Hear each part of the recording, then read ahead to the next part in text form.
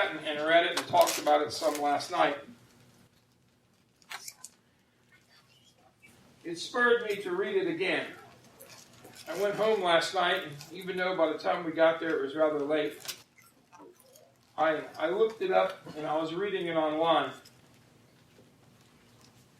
And we know it starts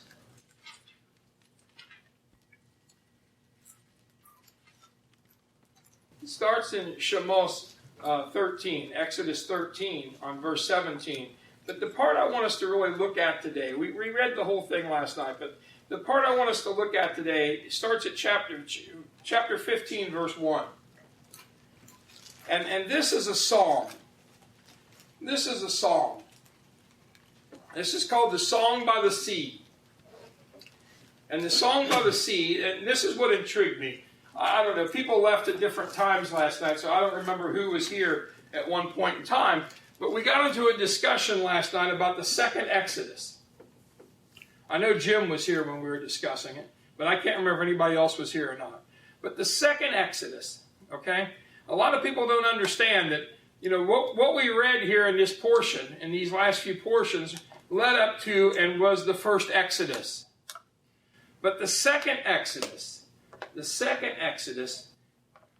is foretold in this song. This song is the song that they sang as they walked across the sea on dry land. This is the song that the children of Israel sang. And it's in chapter 15 here, and it takes almost the whole chapter. Almost the whole chapter. I think it runs over to, somewhere around verse 18, I think. Yes. Somewhere along in there is where it goes to. And, pardon? It says, then Moshe and the children of Israel chose to sing this song to Yahweh. And they said the following. And it says, I shall sing to Yahweh, for he is exalted above the arrogant, having hurled horse with its rider into the sea. The might and vengeance of Yahweh was salvation for me. This is my Yahweh, and I will build him a sanctuary. The Elohim of my father, and I will exalt him. Yahweh is master of war. His name is Yahweh. Pharaoh's chariots and army he threw in the sea, and the pick of his officers were mired in the sea of reeds. Deep waters covered them. They descended into depths like stone. Your right hand, Yahweh, is glorified with strength. Your right hand, Yahweh, smashes the enemy. In your abundant grandeur, you shatter your opponents. You send forth your wrath. It consumes them like straw. At a blast from your nostrils, the waters were heaped up. Straight as a wall stood the running water.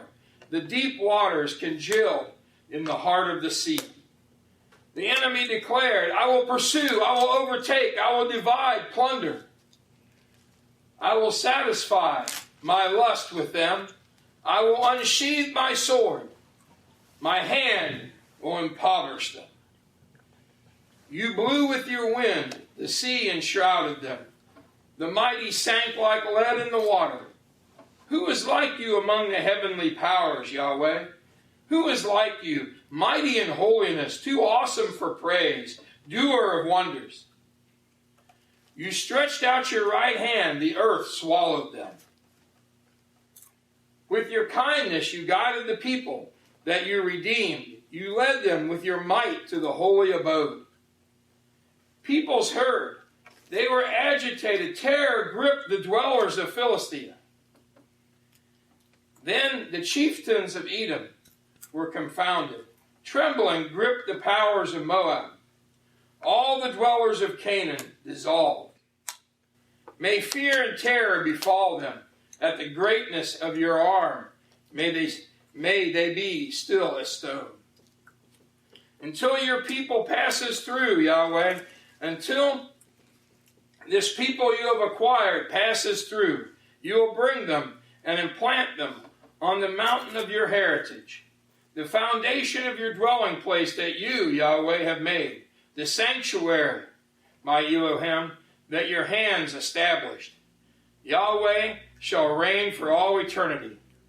When Pharaoh's cavalry came in with his chariots and horsemen into the sea, Hashem turned back the waters of the sea upon them. The children of Israel walked on dry land amid the sea. Can you imagine the time of singing that crossing on the dry land? Can you only fathom what was going on? Can you only think and envision the grandeur of seeing those walls of water on both sides and just walking across, just walking right through? I saw a cartoon last week about it. Someone in Israel had posted this cartoon about this Torah portion, okay, and it showed what if the Exodus had happened in 2016. Okay, what if the Exodus had happened in 2016? So it showed that the Israelites all walking across on the dry land. And all the cell phones were out taking pictures of the walls of water. Okay. And they had one of them had the little selfie arm with the phone, going like this. But I just think it would have been so awesome to capture that moment. That moment when the staff went up, and that moment when he held it out there, and all that water just parted. Just parted, just right straight across. Can you envision that? Can you envision that? What is the It's not just a vision. It's even a sound. Yeah. It had to make a sound when it did it.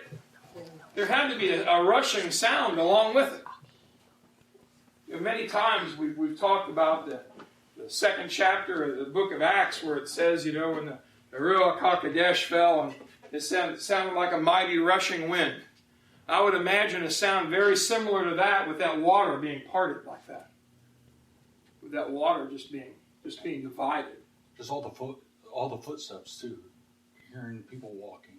Yeah, because you would have, they walked across on dry land, so their sandals didn't even get wet. Their feet didn't even get washed. Yeah, what gets me is that the chariots sunk in the mud. But yet they're walking on dry land. Yeah. When the archaeologists excavated, not archaeologists, what do they call them? Oceanologists or something now, the guys that excavate down in the water, down in the ocean. A lot of times they bring up old ships and treasure and things. They actually found chariots down at the bottom of the Red Sea that were actually halfway covered up or 3/4 of the way covered up in mud. And you got to think, when it came back. And they found them out far enough that the question was to them, how did that vehicle get that far out in the sea? They don't have any records of transporting chariots like that. Well, my thing is when it comes back, the sediment's going to come back with it. Mm-hmm. So, and that's a lot of sediment coming back. Because the Red Sea's not narrow. No. So there's all that, there's a lot of stuff out there. And a lot of fish. There's actually a fish that's half black and half white, and they say it when the sea parted it was parted, and that's why it's. So do we see the prophecy in the Song of the Sea? Do we see the prophecy there? What do we see in the prophecy of the Song of the Sea? What do we see? It's even to the rabbis at the Temple Institute, they see prophecy in the Song of the Sea. Or going home. What do they see? They see what's became known as the second Exodus. The second Exodus. Jim, do you want to say something about the second Exodus? Well, just as he protected them during the first, he's going to do protect the remnant of the second. Mhm. I mean, and that's mentioned in Revelations 12. Let's see, I'm going to go to it. Go there, and then I've got another one from Revelation 2 that I looked at. Go ahead to 12 first. 12:5 is where I'll start. And she bore a male child, Mhm. who was to shepherd all the nations with a rod of iron. And her child was caught away to Elohim, to his throne. We all know who that is. Mhm. Then it goes, and the woman fled into the wilderness, and that's Israel, where she has a place prepared by Elohim to be nourished there 1,260 days. So that's the 3.5 years, or time times and half a time. Then there came to be fighting in the heaven.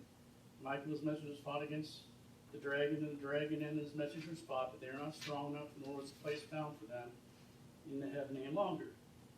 And the great dragon was thrown out, that serpent of old, called the devil and Satan, who leads the world astray. He was thrown into the earth, and his messengers were thrown out with him.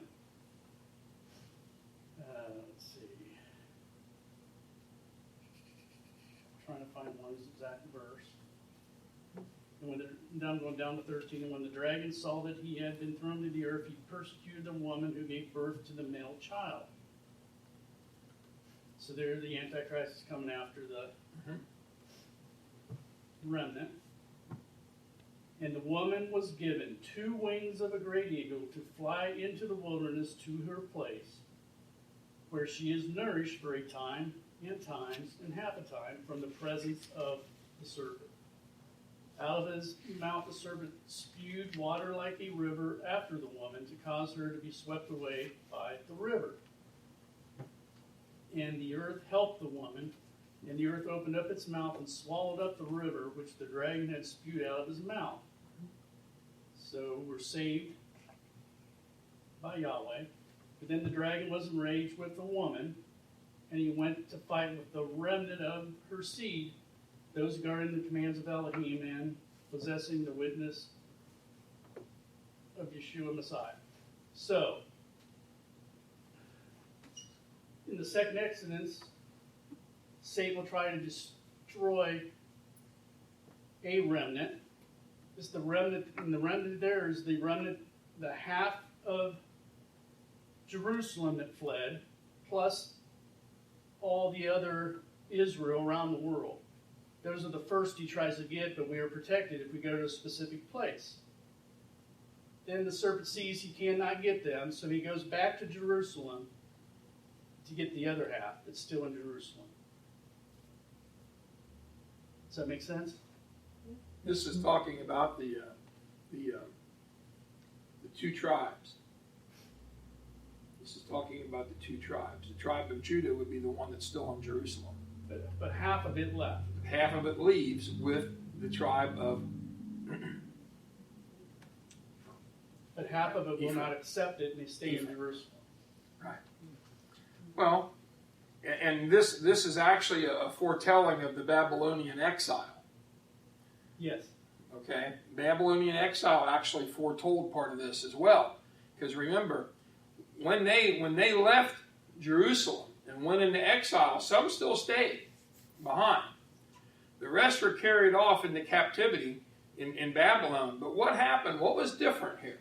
When that happened, when the exile ended, Judah came back to Jerusalem. Judah and Benjamin returned to Jerusalem. We learned in history class one thing that we were talking about when we were talking about that this week about the exile, was that the Babylonians were an army that would go in and they would take so many and they would leave some there because they would that would be so that they could control what was still there too. Right.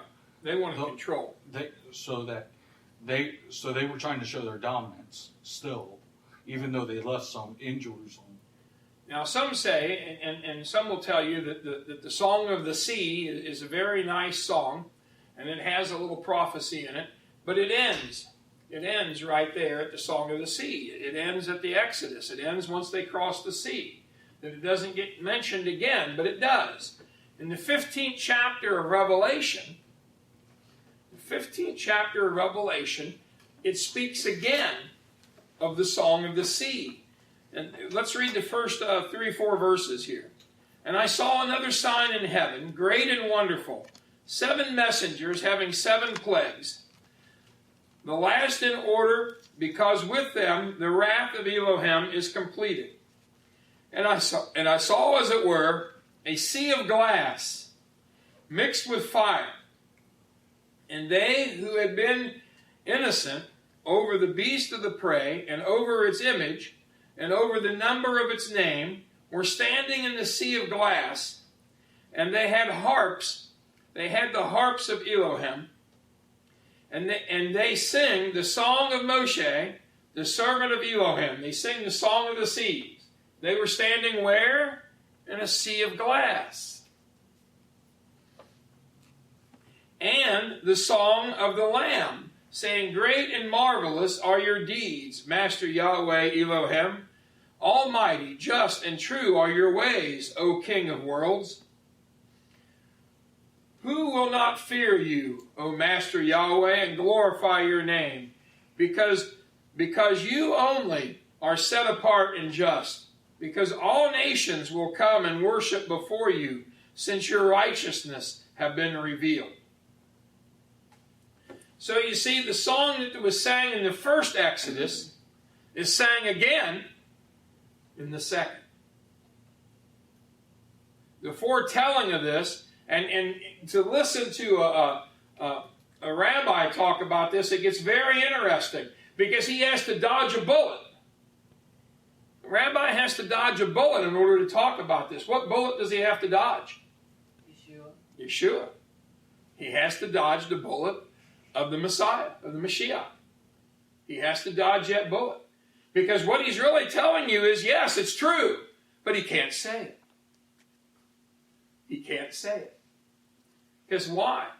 Because he doesn't feel that the Mashiach is came. Well, he's not reading out of Revelation anyway. No, he's reading. He's reading out of Shemos, but the truth comes all the way through. Okay.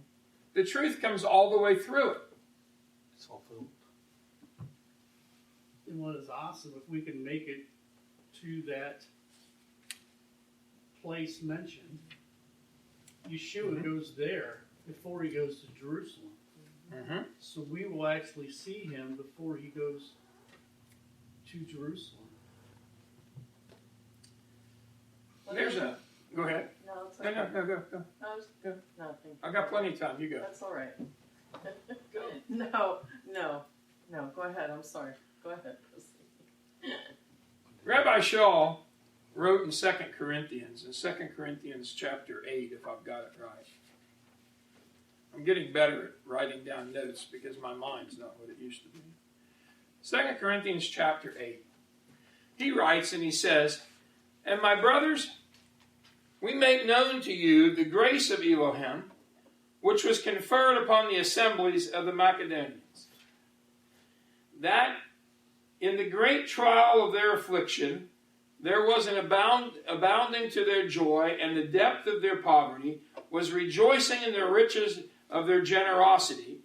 For I testify that according to their ability and beyond their ability, in the spontaneity of their mind, they looked for us with such eagerness that they might participate in the benevolence of the ministration to the set-apart believers. And these believers are not Christians, are they? Didn't say Christian believers, did it? But for some reason, when I was a Christian, I just assumed they were Christians. You used to just assume they were all Christians. Yeah. And not only as we had expected, but they first gave themselves over to Master Yeshua and to us by the will of Elohim, so that we requested Titus that as he had begun, so he would prefer in you also the same goodness.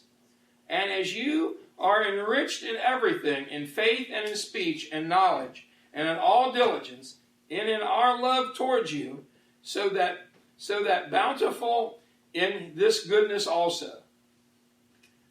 I do not actually command you, but I am prompted by the devotion of your fellow believers that I would test the sincerity of your love. For you know the goodness of our Master Yeshua, the Mashiach, who, when he was rich, for your sakes became poor, that by his poverty you might be made rich.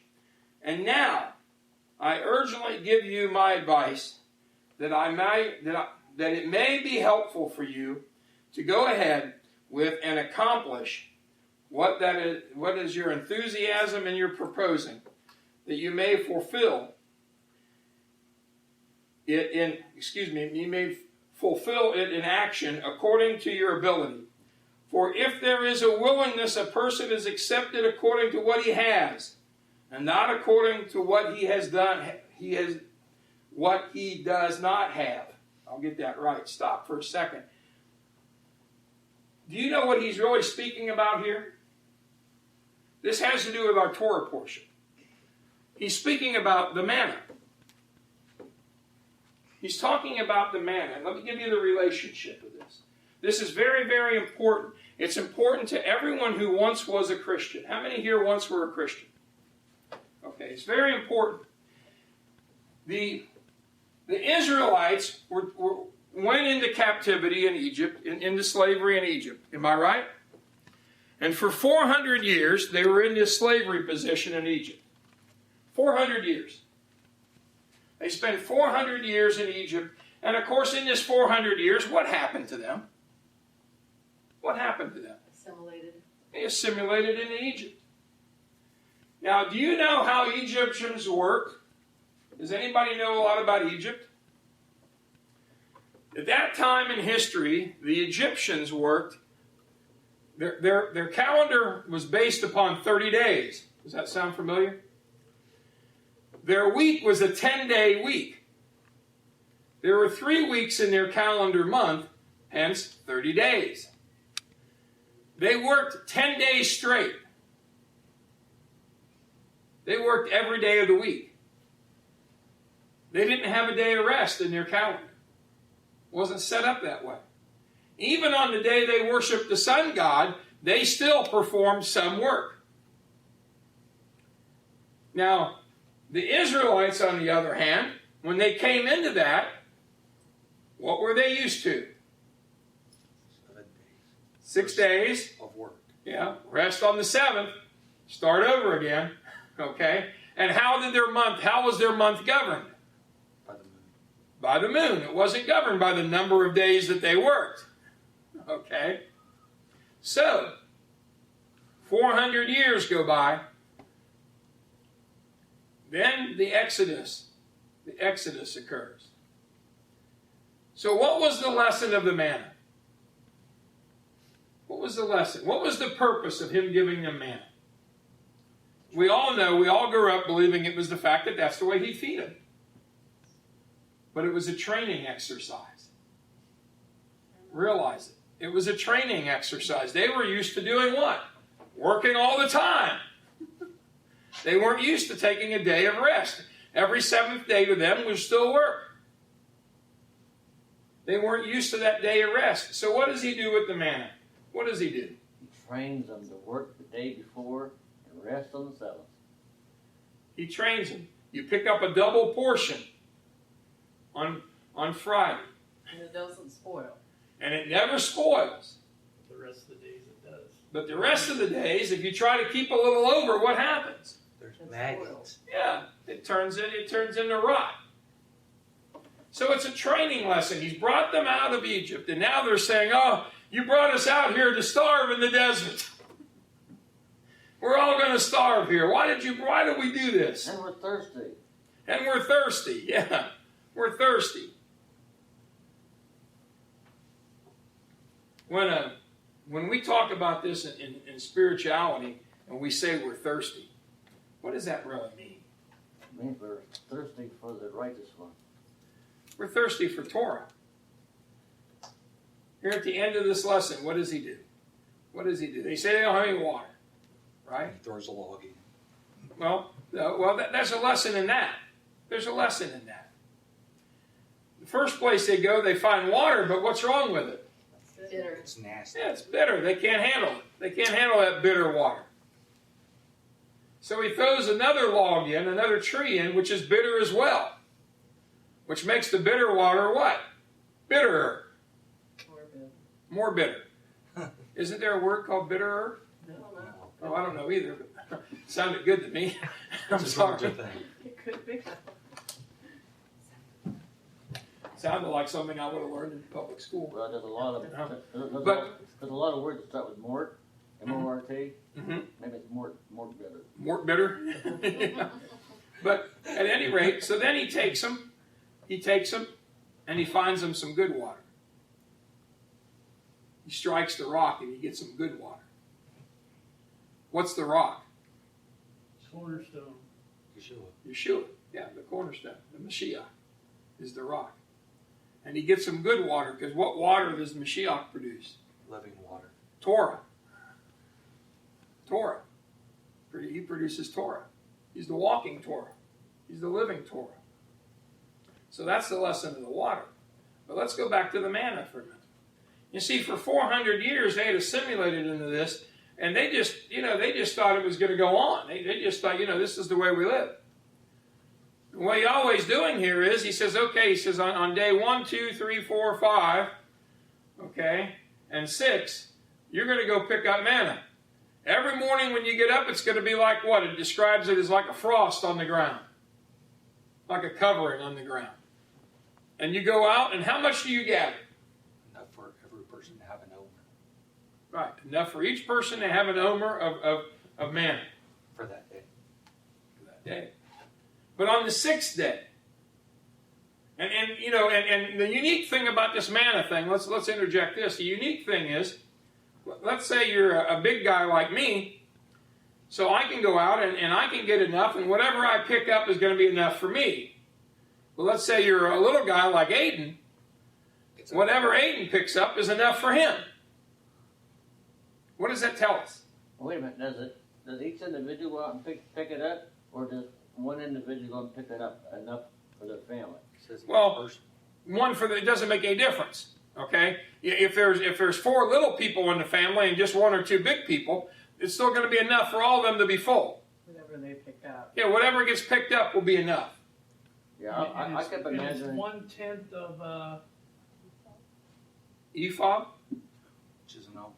which is ephod, which check that out. That's about 3 liters.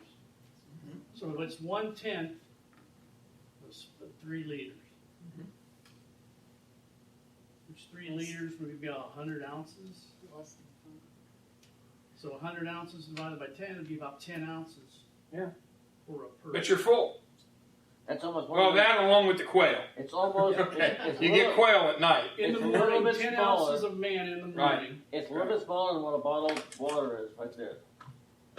But it's solid. And that in itself is a miracle that everybody would pick up what they needed. We're going to have. You don't have any, and they didn't have any left. Well, they resolved the being greedy. But you think Right a off the bat. loaf of bread is like 16 ounces. So you're eating over half a loaf of bread. Mm-hmm. Yeah. Throughout your Now, day, remember, Shaul's talking to the Corinthians here. So why is he telling this to the Corinthians? Why is he telling this to the Corinthians? Yeah. What's the important fact of the Corinthians here? What's the significance of him making this? He spends half a chapter talking about this to them. Yah will provide. No, that's part of it, but that's not the real point of it. Where did the Corinthians come from? Corinth. Okay. Crossroads. What was Corinth? Commerce Center. Pagan? A pagan city. So they were assimilated. They were assimilated into paganism. Right. They were pagans. So what he's trying to get the lesson. He's trying to get the lesson of the manna across to them. They weren't used to taking that seventh day of rest either. They were pagans. Right, because in 1 Corinthians, he called them babes. Right. They still Yeah. wanted the milk. Right. He's working on them. But then in 2 Corinthians, they're a little more advanced, so they're ready for more. They're ready for a little meat. Little Yeah, meat. they're ready for some meat. He's weaning them off of paganism is what he's doing. He's showing them, he's showing them, look, you guys are used to this, but let me entice you with truth. Let me entice you with truth. So he's showing these Corinthians. He's saying, see, you don't really need to worry about all this because Mashiach is going to take care of you as long as you do what you're supposed to do. He's teaching them the lesson of manna. So as we come out of the pagan faith, and I call them pagan faith, I'll call them pagan faith to the prettiest minister you bring in. It doesn't make any difference to me. If you come out of the pagan faith, what do you have to do? One thing we all had to do. Wean ourselves off. We had to learn the lesson of manna, didn't we? We had to learn the lesson of manna. There's a lesson to manna. Amen. We had to learn this lesson of manna. That's simple obedience to Torah. Yeah. But none of us were raised in obedience to Torah. No, none of us were raised. I mean, we were raised in a certain level of obedience, but not total obedience. Who was raised in the obedience to Torah? I was raised in obedience to the Presbyterians. Okay? They didn't have no Torah. I was raised in obedience to my dad. There you go. I was too, Danny, for that matter. You were raised in obedience to the belt, right? Yeah, I was raised in obedience to the belt. As a Methodist, I was raised in the obedience to the Ten Commandments, even though they broke the Ten Commandments by the day they worshiped. Yeah. You were raised in obedience to being broken. That's what you were raised in, basically. Funny how that works, huh? I think we were all raised that way, weren't we? And the disobedience to the third commandment by calling them by wrong names. I didn't go to church. I was Not smart. just wrong names, but names. You were probably fortunate, Danny. You didn't have to get rid of all this stuff. I acquired it as I got older. As you got older. So here he is. He's teaching the Corinthians. And he's doing his best effort here. He's telling them, he says, for if there is a willingness, a person is to accept it according to what he has, and not according to what he does not have. In other words, the willingness of acceptance is according to what you have, but not what you don't have. So if you don't have it, you don't know it, You're not accountable. you're not accountable to it. But once you come into the knowledge of it, what happens? Then you're accountable. The floor changes. So is it better not to inform people about the good news? No. Oh, no. I think it's much better to inform them, and that way they become what? Accountable. Accountable for what they do. Aren't we required to Yes. share? Yes. Yeah, but I'm just saying that if the ones that don't know, now they're not accountable. But once it become knowledge, now they're accountable. What do you think? Been awful quiet in here today. I miss Bruce. Bruce usually keeps it, he keeps it kind of stirred. Okay. It says the good news has to be spread to the corners of the. Yeah, I know, but the thing is, they just said there that if they don't know, they're not accountable. And his word pricks the conscience, and that's how they come to him. Right? I didn't want you to get noisy. I got one too. The thing we have to understand being brought up in Babylon, I should say America, sorry. The majority of people have been informed in our country. So Can't get around they're it. already, most people in our country's already held accountable. And if we Yeah. do not talk to them, You know try to teach them the truth, But they're lost. But their accountability is actually wrong, because their accountability, they've been taught on Christianity. Christianity is wrong. Yeah, but it says that if you call yourself a Christian, you're supposed to study and show yourself approved. If you don't do that, that's on your own. I think that's been taken way too lightly, don't you? You know, we've all been through services and stuff where it says study to show yourself approved. Study to gain the knowledge or to show the approval. Not to show yourself approved to someone else. The real scripture, the root of the scripture is to show yourself approved to who? Yahweh. To Yahweh, to Elohim. But back then, it's not Yahweh.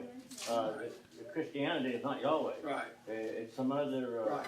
But what they do is they take all this stuff and they make it much more lightweight than what it really is. The believer, a person who truly believes, should spend the time to understand what he really believes. But in most churches, they don't get you to that point. And how much time? I believe it should be 1/10 of your time. Sure. Think about it. I don't have any doubt about that. I remember many years ago when I did a lot of HVAC work, I worked for a fella, and he demanded every day that I take an hour for lunch. It wasn't the fact that he wanted me to make sure I ate lunch or anything like that. He just didn't want to pay me for an hour. Okay, that was his deal. Okay. And there's most of your study, because and you wait 16 hours, 1.6 hours a day. I would take that hour, and I always packed my lunch because he didn't pay me enough to eat lunch out. So I always packed whatever Sandy had in the refrigerator to take. Most of the time I ate it cold because we didn't have, microwaves and stuff sitting around at every job site. But I would either sit in my truck or I would sit in a corner of a vacant building or in a stairwell of an apartment building or wherever I was working at the time. And in my lunchbox was my Bible. And I would get my Bible out and I would sit there while I ate my sandwich and everything and read my Bible. It became my newspaper. It became everything that I wanted to read. And I would read my Bible that hour every day. And a lot of times, I don't know what churches everybody went to, but we used to have we were going to a Nazarene church at the time, and they had Sunday school curriculum. So every Sunday you got your Sunday school flyer, and then on the back of your Sunday school flyer there was usually an introduction to the lesson the next week. And they put that there to challenge you to read the next week's lesson. That was the purpose of putting that on the back of the paper, although most people never read the back of the paper. Okay, they never read the front of the paper either. But when I would do that, then I would read through that whole lesson, and then I would read. The Bible I had was a very basic Bible. It didn't have a lot of reference in it, but whatever reference was in that lesson, I would go there and read that as well. So over the course of a year or so, I read an awful lot, okay, of new and old at the same time. Because the lessons always had reference in the Nazarene Sunday school lessons at the time. They had reference to the Old Testament or to the prophets or somewhere like that. Now, when we went to class, very seldom did we ever discuss that. We only discussed the New Testament part. But I got introduced to the Old Testament through that. So I think when we look at that verse that says the study to show yourself approved, are we truly doing it today ourselves? Are we taking the time that it takes to really study what the Word says? We can do it here on Friday night. We can read the Torah portion. We can talk about it on Shabbat. But are we during the week, are we ourselves pulling ourselves away from the society that we're in and taking that time to truly grow ourselves? I can answer that right now. No. Okay? So what I want to encourage everyone to do is take the time to truly grow themselves. Take the time to grow it. You don't have to spend a lot to do that. You don't really have to do that. It doesn't make any difference to me what Bible version you read, but get in it a little bit and start researching it. I find it intriguing that if I have a question, I can take my tablet out and type the question into the search engine, and I can get a whole column of stuff to read about on that. And then I have to pick and choose through what. But in all honesty, I like the other guy's opinion. I like to hear it. Because I want to know what ammunition's in his gun. I want to know if he's firing blanks, or if he's firing, 7.62 millimeter coming at me, or if it's a 9 millimeter. I want to know what he's shooting. I want to see where he's coming from. It's interesting to see where your opponent comes from. But it's also interesting to see the truth. And it intrigues me sometimes where I find the truth at. It really does. The amount of time, and I've gotten older, but bear in mind, please don't say to yourself, well, he's an old guy, he doesn't have a bunch of kids running around the house, and he's not working this job and all that. I work about 45 hours a week, and I have a dog that doesn't belong to me, but she thinks she's a 9-year-old child. Okay, she's only 5 years old. And I have other things going on too, but I want to encourage us all to dig. You have more kids at your house than I have at mine. Yeah, I still have 2 sons. I'm not too sure how old they are right now. Okay, but they're there. But the key to this thing, and I want to ask you a question. I know what I study from, but I want to know what you study from. Billy, what do you study from? What Bible do you use? Complete Jewish. Complete Jewish Bible. Which one do you use? The Tanakh that I got. Okay. And the Aramaic. Aramaic, New Testament, okay. Danny, what do you study from when you read your Same Bible? time as Billy, but I don't even like that anymore. Okay, but that's okay. You've got that, right? Right. Okay. Joyce, what do you use? Complete Jewish. Complete Jewish. Sandy, what do you use? Scriptures. Irina, what do you use? Get rid of that. You thought you were going to escape that question, didn't you? I could tell. Now, Complete Jewish, I know it's available on the internet. Okay. What do you use, Jim? The Scriptures and the Sacred Name Bible, but I'm thinking about getting a laptop. Okay. I usually read from one that has the Torah portions in it, and then I use a lot of the King James. Okay. Okay. I've got it on and I just bounce back and forth. Phil, what do you read from? KJV. He uses the KJV. Okay. Now, let me encourage you on something.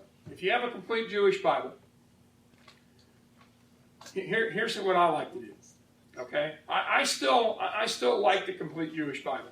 Okay, I like it because it's what it says it is. It's complete. Okay, that's the main thing with me. I read the Torah portion first out of my Shamash. That's the first place I read my Torah portion. Okay, the second place I look to is the complete Jewish Bible, because at the end of the Torah portion in the complete Jewish Bible, it has something that's very valuable. Now the Shamash has the Haftorah built in it. It tells you what page to go to read the Haftorah portion, okay, for that week. But in the complete Jewish Bible, it also has the renewed covenant reading for the week. The renewed covenant reading that has to do with, it's not just a reading, it has to do with the Torah reading for the week. Where did I pull the Revelation and the 2 Corinthians verses from? It was out of the complete Jewish Bible, where it talked about the renewed covenant reading for the week.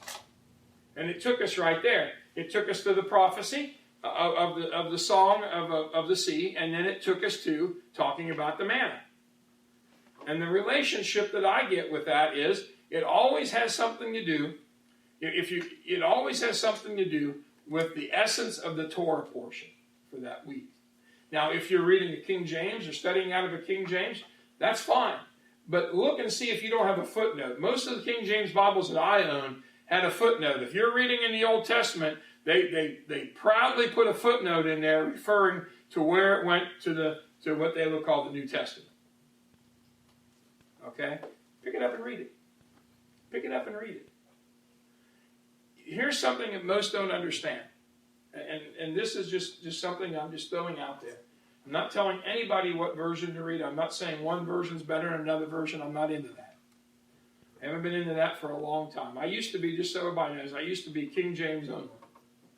My old friend Terry McLean got me started on that, and Terry used to say if it was good enough for Paul and Silas, it's good enough for us. I That's agree what he with said. King James.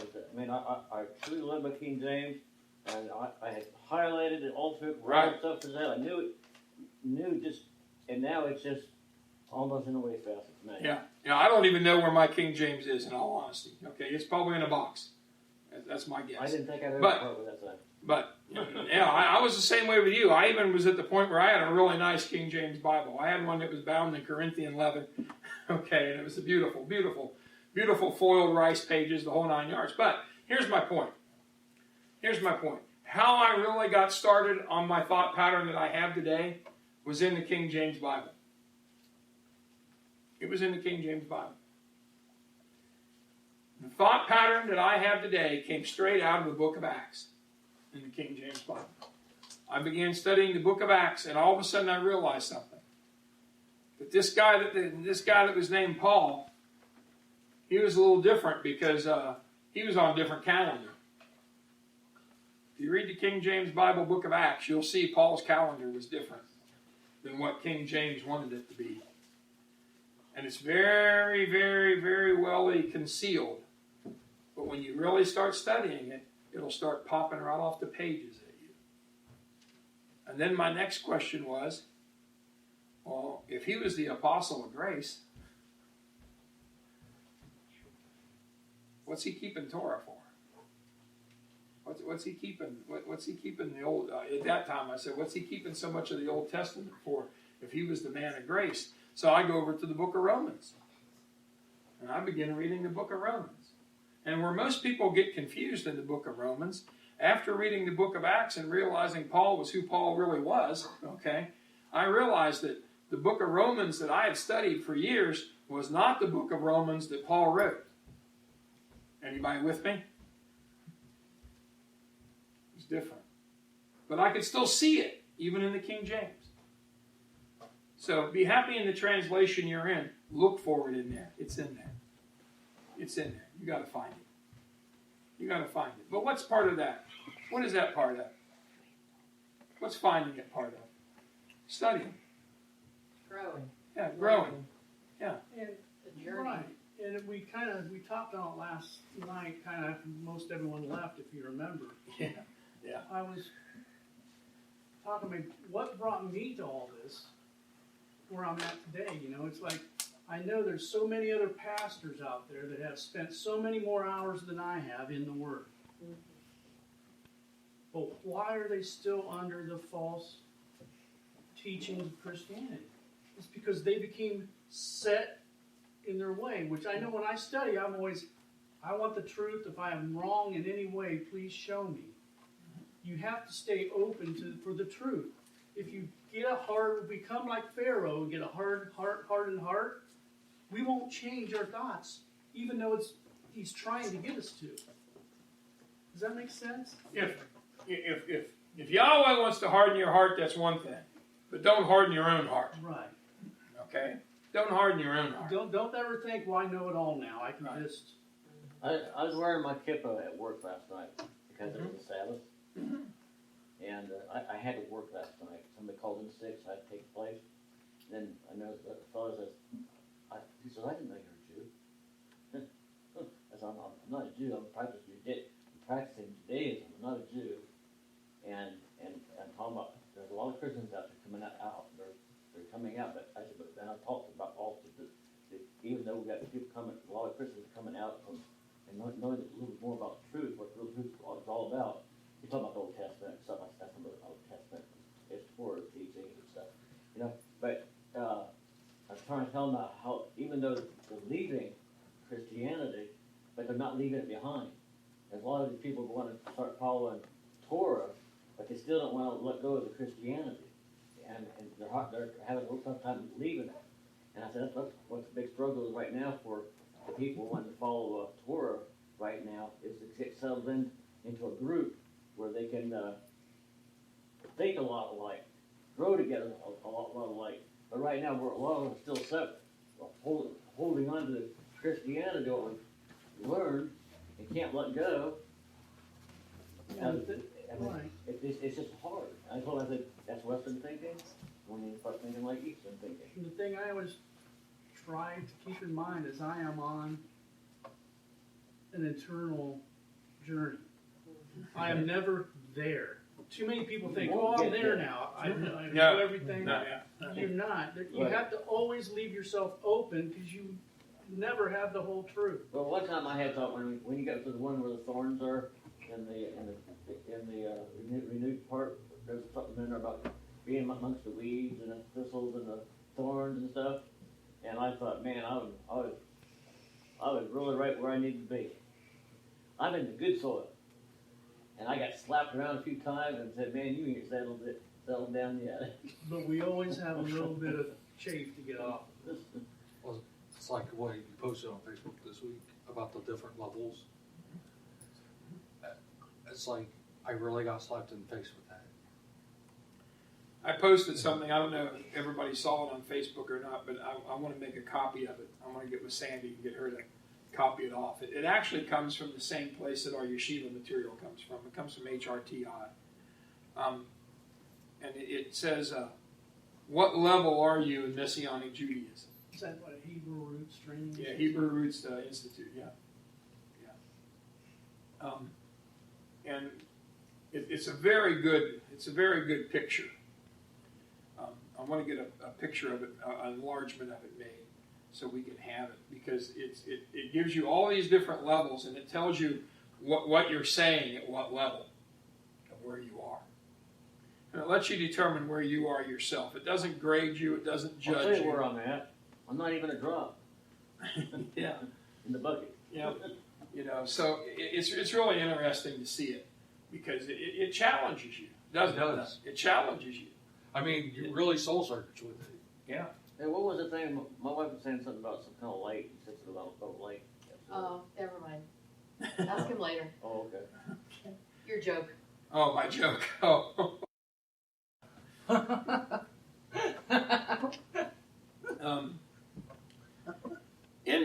At the end of this portion, we see the Israelites, and we see them come across a familiar name to us. We see them come across. Let me see where it is here. Good old Amalek. Good old Amalek is in here. And when you read about Amalek, I want you to come to an understanding about Amalek. Or Amalek, however you want to say it. Every time I say Amalek, I think about Aflac. Okay, I think of the duck, Aflac. But Amalek, if we want to say Amalek, that's fine. Amalek, I don't know. I've talked about this, but it's been a long time ago. I think Bruce and I had a conversation about it, maybe 4 or 5 months ago. But there's something in Judaism called gematria. Anybody ever hear of gematria? Gematria is the numeral configuration of words. Okay.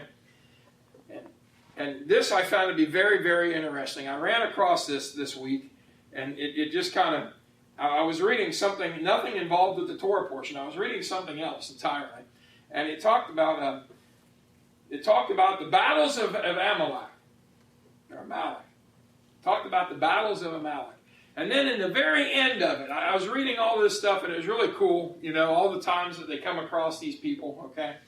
It's really cool. And I get to the very end of it, and it says, something that we all have to keep in mind about Amalek.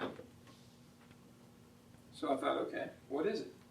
So I turned the page online, I flipped the page, I go up, I scroll down, and it says, Amalek has the same gematria value as another word in the Hebrew language.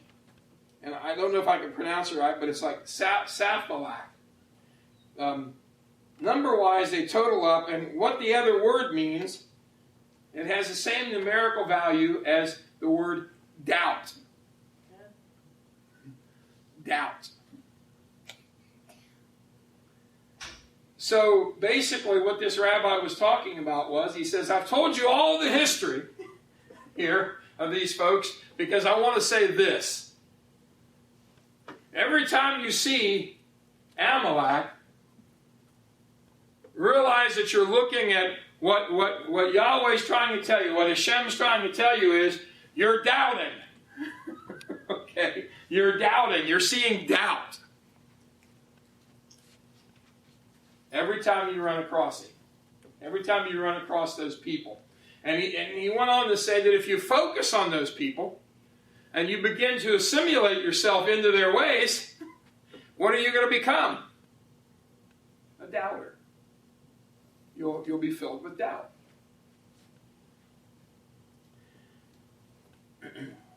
Don't sow the seeds of self-doubt.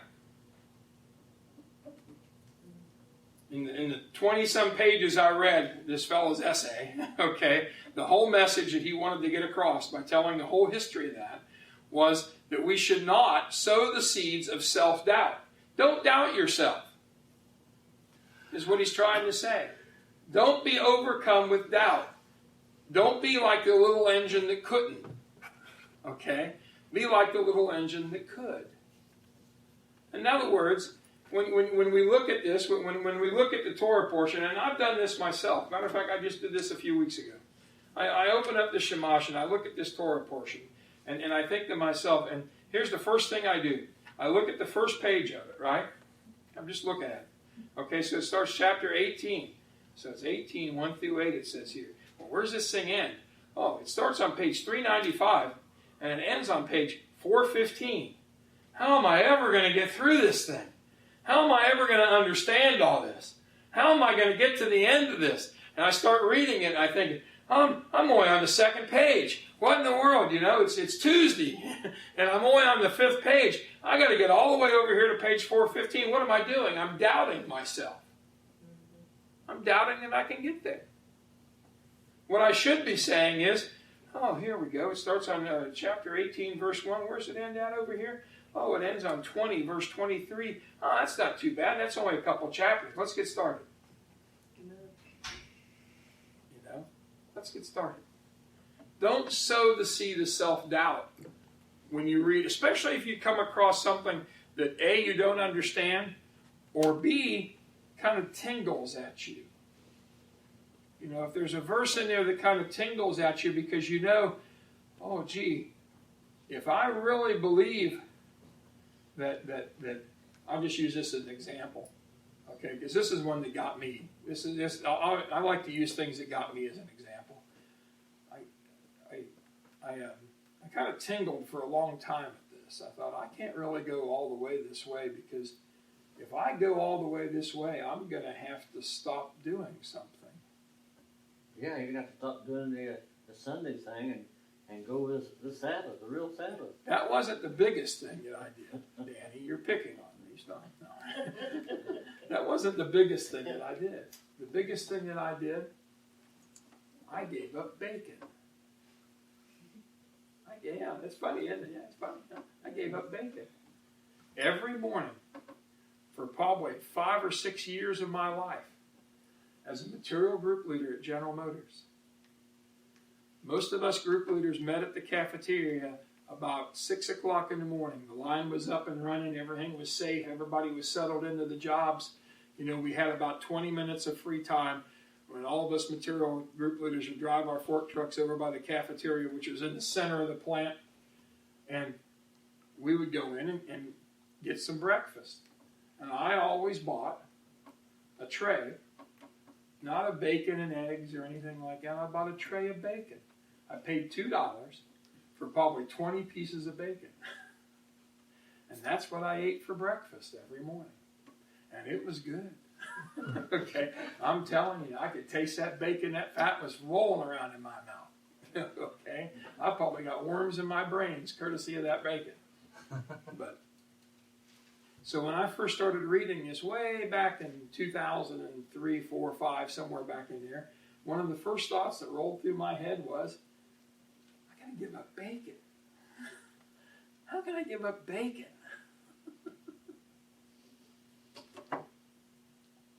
I felt myself full of self-doubt. It was several years later before I gave up bacon. But I gave up bacon.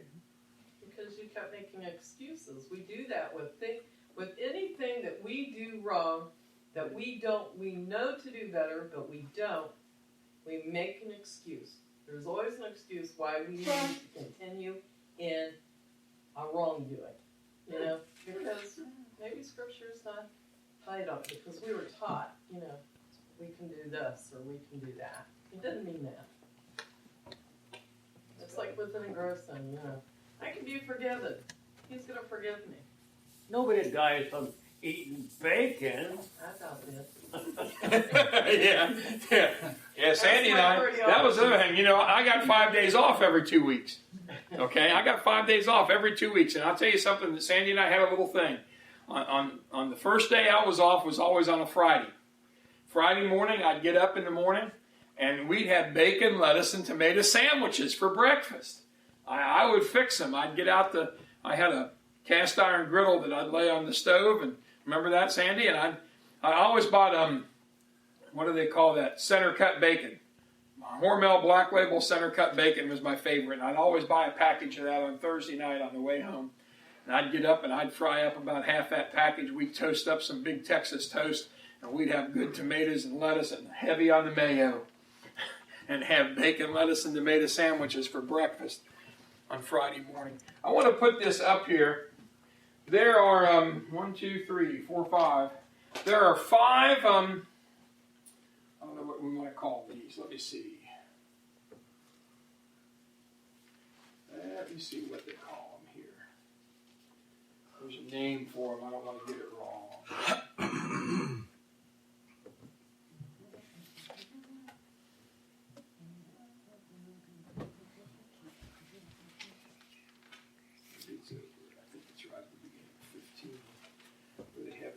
I found this to be very, very interesting. There are 5 themes in the song of the Song of the Sea. There are 5 themes. 1, if you want to make a note of these, in every thought that we have, these themes should come through. General praise. General praise is the first theme. 2, review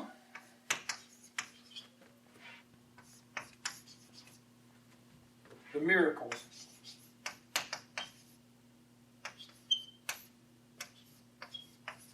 Review the miracles.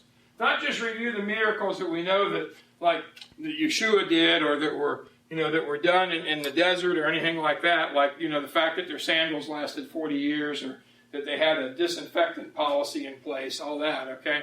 But review the miracles that He's done in your life. When you're praying and you're singing this song of praise, when you're singing your song of the sea, okay, fill it with general praise, but also review the miracles that He's done for you. Everybody in this room, everybody on the face of this earth has had a miracle from Him, some way, shape, or form.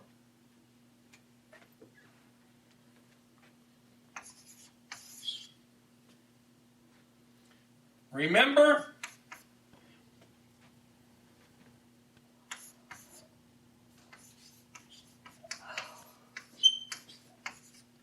Pharaoh's failure. Don't think about it as Pharaoh's failure, but think about it as your enemy's failure. Think about it as the enemy's failure. How has the enemy failed?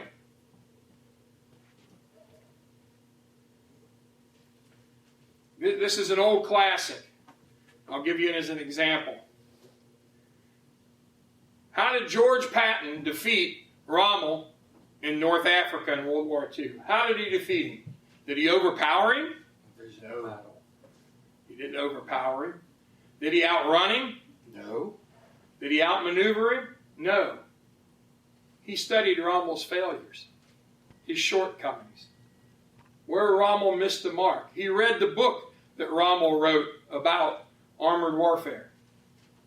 He studied his enemy, and he focused on his enemy's failures, his shortcomings. We need to do that in our life. Everybody comes up against a Pharaoh somewhere. Study our King James. Yeah, study the failure. Study it.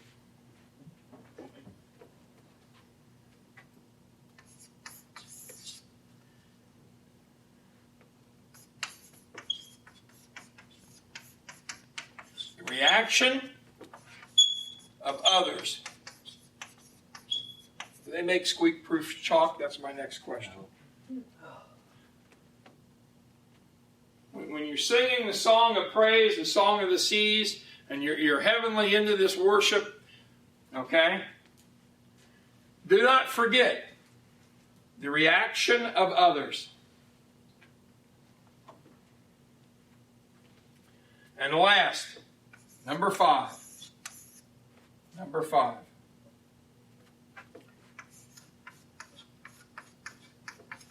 Future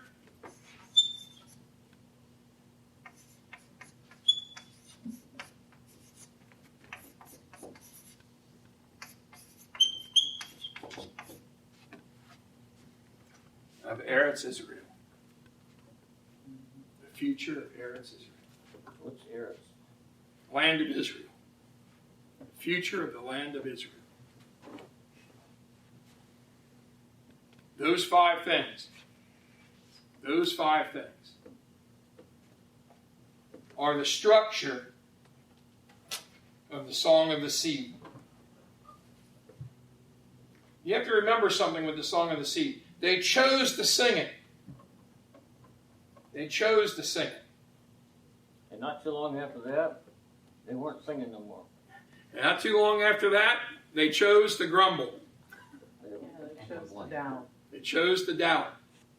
They ain't no different on people today. Amalek showed up. Amalek showed up. They ain't no different than what I am. We're all in it together. I wrote those down because I thought those 5 things would help each person. Each individual person, I thought it would have some benefit from realizing. Whenever we're praying, we're singing a song. Whenever we're praying, we're singing a song to Him.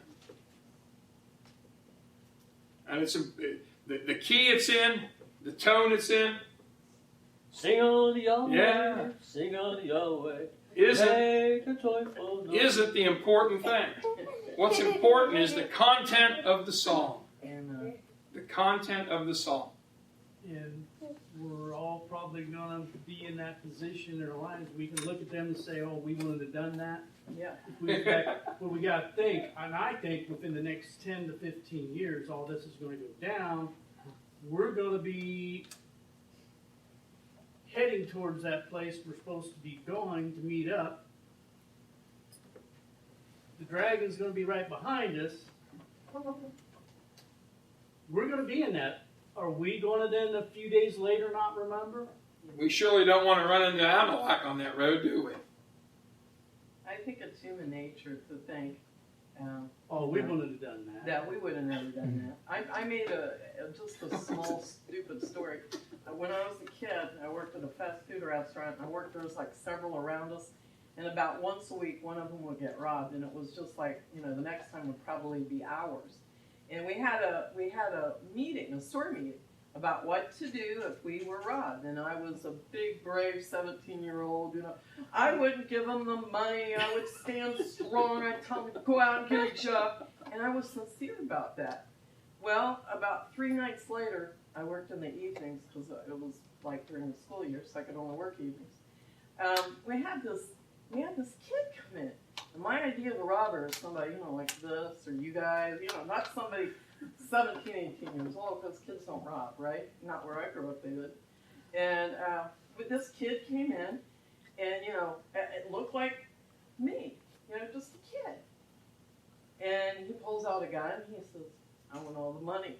And this big, bad kid that was going to tell him to go get a job, Peter Pans, could not speak a word. So, we can sit there and say, we're going to do this and this and this, but until we're in that position, maybe we'll do those things we think we will, but there's a good chance we may not. And it says He's going to provide for us for those 1,000, whatever, the times and half the time, 3.5 years. Yeah.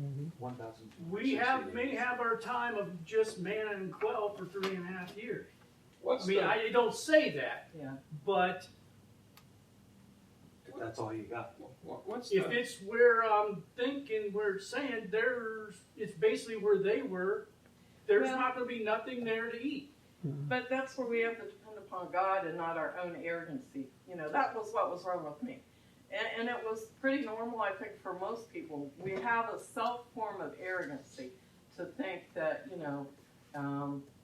we wouldn't do that. Or, there's just, I think I think everybody, or most people have like a little bit of arrogancy. We don't want to depend upon Yahweh because we think we can handle it. But when we humble ourselves before Him, or we get ourselves into a terrible fix, and we realize that everything we tried to fix just didn't work. When we depend upon Him completely, then we know that He's there waiting to feed us, to give us what we need to eat. And then we're ready to accept it. We're ready to humbly come before Him and say, this is your fight, this is your burden, please help me. Before, where we wouldn't have initially in a problem. Not everybody does that, but a lot of people do. I'm one of them. Whenever I have a problem, my first thing is to fix it, And when I realize I can't fix it after I've exhausted everything under the sun to fix it, and I think I really could never have fixed this, I have to rely upon you. You are there to help me. But I have to think, I'm sorry for being, for being arrogant and thinking I could do it. The hardest thing about coming away from Christianity is we've been brainwashed in that if you deny Christ as your Savior, you're blaspheming against the Holy Spirit. When you deny Jesus as your Savior, Jesus is not the Messiah. Yeshua is the Messiah. Jesus is not the Christ.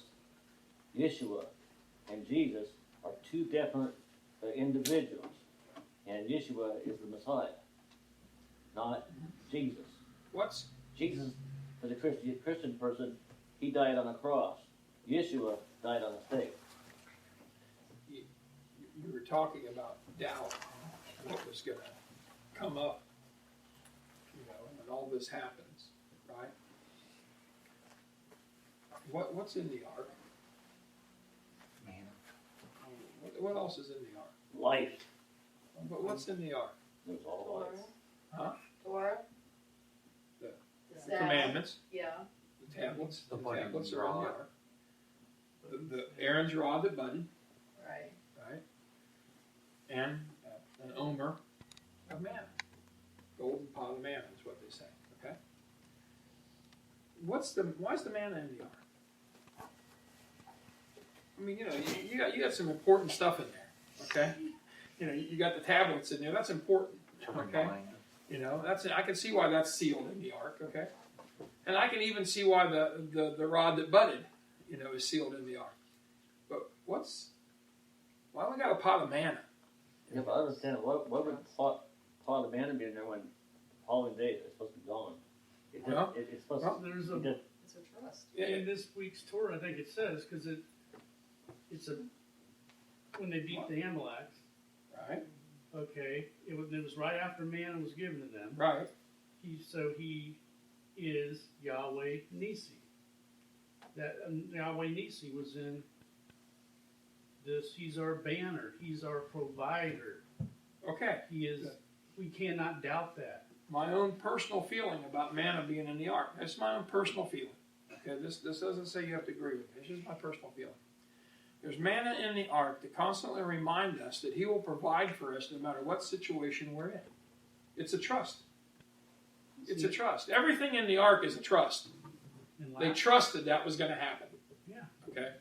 But to me, the manna being in there is a symbol that He will always provide for us. So if there's something that we have to do, if we have to go through something to get to a certain point because that's where He wants us to be, He is going to provide what we need to get to that point. No matter what it is. Yahweh Nisi. Right. Yeah. In last Yahweh will provide provision. week's Torah was Yahweh Rapha. Rapha. Exactly. So that's just my thought. Just my thought. Just what I thought.